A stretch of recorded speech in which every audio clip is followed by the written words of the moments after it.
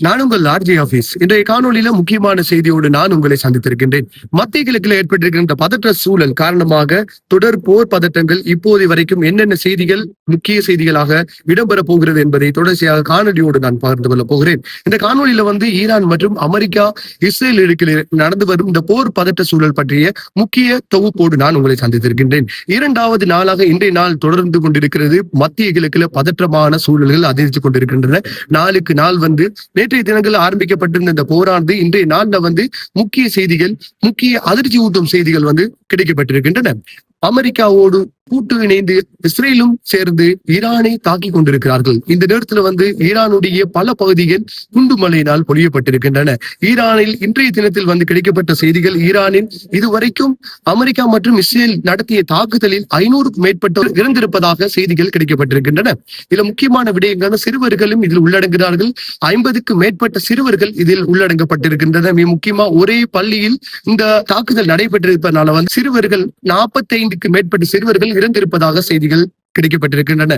அதே போல ஈரானுடைய இந்த தாக்குதலுக்கு இஸ்ரேலானது ஈரான் மீது தொடுக்கப்பட்டிருக்கின்ற பயங்கரமான தாக்குதலுக்கு ஈரான் தக்க பதிலடி கொடுத்து கொண்டிருக்கிறது. இந்த வேளையில் ஈரான் தொடர்ச்சியாக 10க்கு மேற்பட்ட நாடுகளுக்கு தொடர் தாக்குதலை செய்து கொண்டிருக்கிறார்கள். அமெரிக்காவுடைய முக்கிய தளங்களை குறிவைக்கப்பட்டு இந்த தாக்குதல் நடந்து கொண்டிருக்கிறது. மத்திய கிழக்கை தாண்டி ஈரானுடைய தாக்குதல் பிரிட்டிஷ் வரைக்கும் போயிருப்பதாக இப்போது கிடைக்கப்பட்ட செய்திகள் தெரிவிக்கின்றன. இந்த நேரத்தில் பிரிட்டிஷ் அமெரிக்காவோடு கைகோர்த்து நாங்களும் இணைய போறோம். இந்த தொடர் தாக்குதல்ல இந்த உலகம் பதற்றத்தை நோக்கி பயணித்துக் கொண்டிருக்கிறது. இது மூன்றாவது போருக்கு, மூன்றாவது உலக மகா யுத்தத்துக்கான ஒரு அடித்தளமாக அமையுமா என்ற கேள்வியும் தொடர்கின்றது. தொடர்ந்து இப்படியான தாக்குதல், ஒரு அப்பட்டமான மிலேச்சத்தனமான தாக்குதல் ஈரான் மீது அமெரிக்காவோடு இஸ்ரேல் இணைந்து தாக்குதல் நடத்தி கொண்டிருக்கிறது. இந்த வேளையில அவர்கள் இருக்கின்ற குடியிருப்புகளை நோக்கி தாக்குதல் நடத்தி கொண்டிருக்கிறார்கள். ஈரானுடைய ஒவ்வொரு தாக்குதலும் துல்லியமான தாக்குதலாக அமெரிக்காவுடைய தளங்களை மாத்திரம்தான், அமெரிக்காவுடைய சொத்துக்களை மாத்திரம்தான் தாக்குதல் நடத்தப்பட்டிருக்கின்றன. இதுவரைக்குமான தாக்குதலாக எந்த பொதுமக்களுக்குமான அல்லது பொதுமக்களுடைய இடங்களை நோக்கிய தாக்குதலாக அது இடம்பெறவில்லை என்பதும் இந்த இடத்தில் குறிப்பிடத்தக்கது.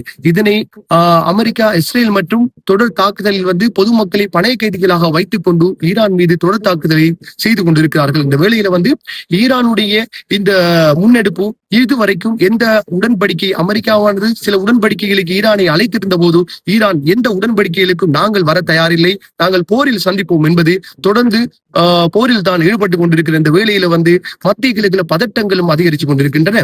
ஈரானுடைய தொடர் தாக்குதலுக்கு பின்னர் மத்திய கிழக்குல முக்கியமான தளங்கள், அமெரிக்காவுடைய மிக முக்கியமான தளங்கள் தகர்த்தெறியப்பட்டிருக்கின்றன. அதே போல ராணுவ புலனாய்வுகளை அவர்கள் இல்லாமல் செய்திருக்கிறார்கள்.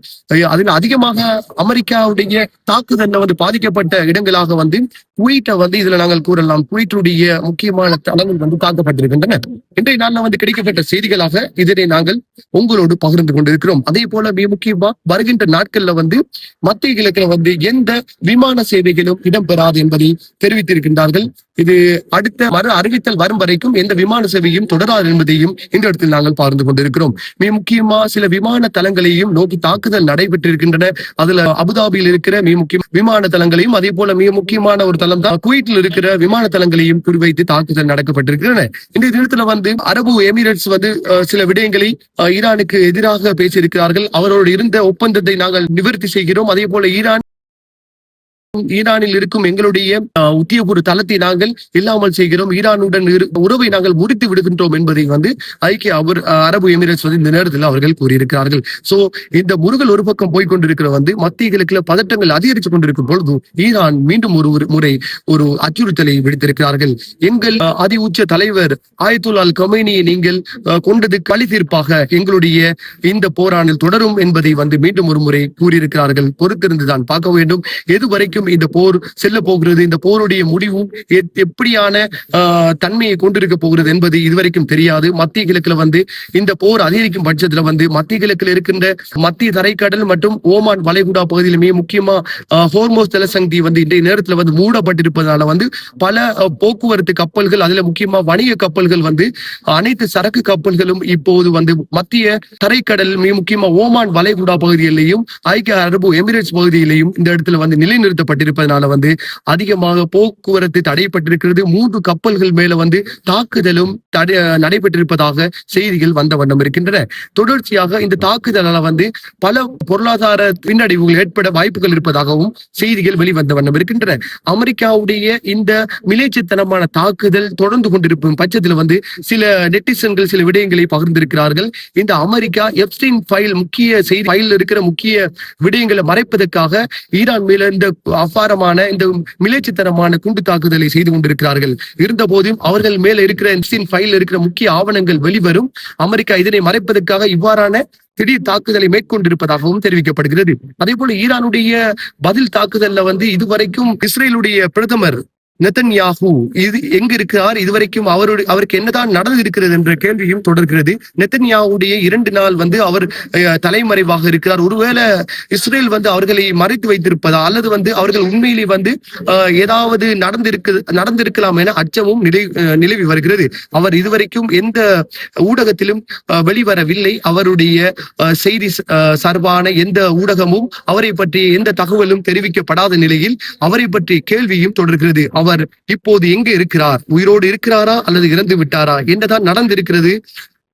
இஸ்ரேலுடைய பிரதமர் நெத்தன்யாஹுடைய செய்தியும் தொடர்ந்து கொண்டிருக்கின்றன. இந்த வேளையில் ஈரான் தரப்பிலிருந்து நாங்கள் எங்களுடைய தொடர் தாக்குதல் தொடர்ந்து கொண்டும் என்பதையும் அவர்கள் தொடர்ந்து தெரிவித்துக் கொண்டிருக்கிறார்கள். பொறுத்திருந்து பார்ப்போம். ஈரான் மற்றும் அமெரிக்கா இஸ்ரேல் இடையில் இந்த போரானது இது பிராந்திய போராக மாறுவதற்கான வாய்ப்புகளும் தொடர இருக்கிறது. பொறுத்திருந்து பார்க்க நாங்கள் காத்துக் கொண்டிருக்கிறோம். புதிய செய்திகளோடு நான் உங்களை சந்திக்கும் வரை நான் உங்கள் RJ ஹஃபீஸ்.